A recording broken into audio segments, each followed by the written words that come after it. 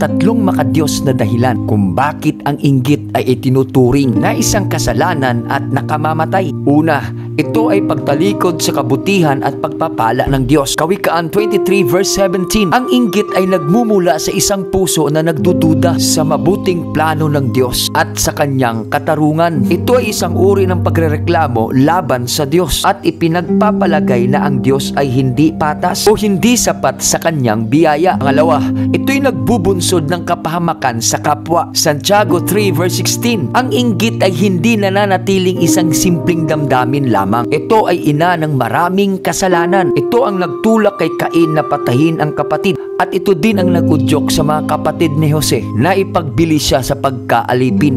Pangatlo, pagsuway sa utos ng Diyos at pagkasira sa pag-ibig sa kapwa. Ang utos ng Diyos sa atin ay ibigin ang kapwa gaya ng ating sarili. Ang inggit ay kabaliktaran sa utos na ito. Sa halip kasi na magalak tayo para sa kapwa, ang taong may inggit ay nabubuhay sa kalungkutan at hinahangad ang kapahamakan o pagkawala ng biyaya ng kanyang kapwa. Kaya kapatid, iwasan mo ang mainggit sa kapwa sapagkat ang sabi nga, kung saan ang inggit ay naruroon, doon ay may kaguluhan, lahat ng uri ng kasamaan. Kung hindi ka magpapadala sa damdaming ito, pagdadaig mo ang masama ng mabuti.